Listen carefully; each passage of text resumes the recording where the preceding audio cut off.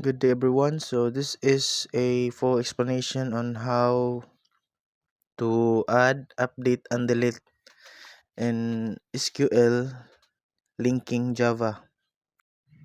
First is we need to explain the code. So we have here our Java code. So the first line of that code is package na siya para makasud ta og kanang JButton, JPanel or ubang kuan sa ato ang JFrame. Uban nga components. So naka-generalize na siya. Then sunod sa lower side is kanang public class database extends JFrame. Mao na ang pangalan sa atong class pero di pa na mao ang pangalan sa ato ang frame, which is magbutang ta ini unya. Next is the text field and the button. So as you can see, naka-private siya, naka-encapsulation para dili siya accessible sa ubang classes. Is building GUI. So naghimo ta og katong sa GFrame og ang iyang title is database form, then nag-set og layout 5 rows, 2 columns with 5 gaps. So then next kana naghimo ta og text field, which is sa text field is na ID, na name, then email, then text field. So next pod is nagbutang tawag label o kato sa ID, sa name ug sa email sa GUI. Then ang next nga na is naghimo ta og button, is JButton. So nag-add ta og button yang atong gi-label pod na kay add, update, and delete. Tulo na siya ka button. So next is kato sa kuan niya, nagkita na pod og kanang actions sa kuan sa ato ang button na sa ubos makita man na add button sa connection de. So next is naay makita nyo diha connect to database. So na create table if not exist mo na call mo tawgon niya ang method to connect sa database and create the table if dili siya or wala siya ni exist. Sa line 40 o 41 din. Next sa line 44, kung ano siya kanang mga action listener na niya kayron ug unsa may kanang function sa atong mga button sa kadtong add data, delete data ug update. Then ang ubos nga na kay na siya kanang ang size sa frame, then katong close operation niya, so katong na yang sa upper sa frame set visible true kay makita mismo ang frame. Then ang ubos nga na ang connector sa SQL. Then ang next na is line 62, which is katong mag-create ka og table na if create table if not exist, so users P mo na ipangansa yan table. So kung wala na siya na-exist ato sa ato ang database, mag-automatic na siya og add or create. Then next is sa line 70, which is ang insert data method mo ni ang method sa atong pag-insert og data or pag-add sa data from ani sa JFrame to database. User into catch mo ni atong kuan.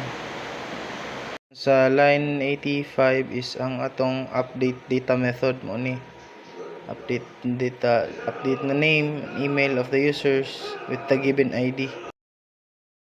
Then scroll sa ubos kay tulo man to ka button atong gihimo katong na-delete is next is ang delete data.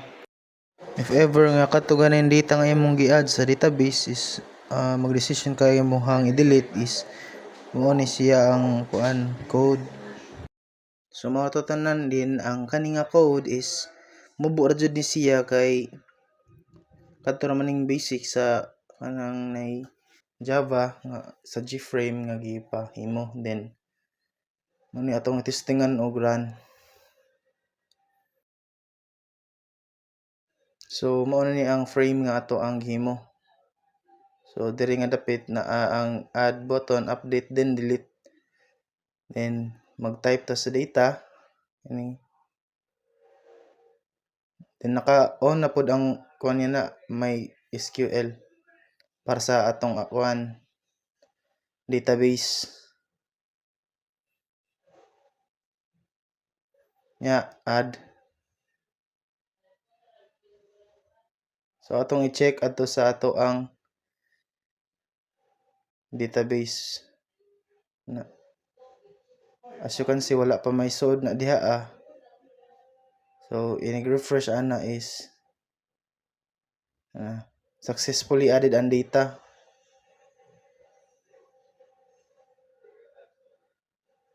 Julius10 then julius@gmail.com. So atong suwayan og kuan tong isa ka button which is update. Atong usbon diha ang name Julius to Christian nya then update button na successfully.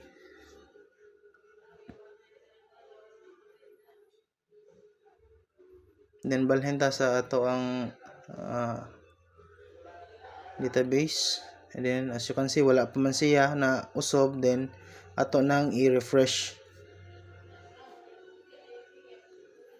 As you can see ang name na usob niya kay ang name may ang atong giusob which is from Julius to Christian. Then ang next natong buhaton na sub is so ayan nato og delete na run din kini kay naka-standardize gibutang naman daan ang data aton lang i-delete na deleted successfully. So balhin ta sa atong database. So kana napman ang data diha so ang atong kinahanglan is i-refresh kana nga page. So refresh, then as you can see balik siya sa table or katong atong gihimo sa SQL pero wala na siyang data kay ato namang i-delete. So mo na siya ang tulo o kaning na as kilid nyo nakita ning users new users o users pay mao kana katong mga kanang users pay mo na katong wala ni exist ganiha nga atong gihimo sa using just ang sa Java code na siya sa code mismo.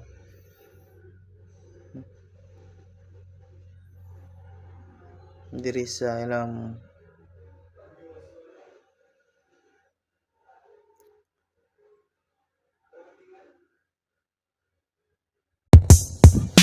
so maura to guys untag wala mo nasabtan ug wala mo nakatunan. Subscribe.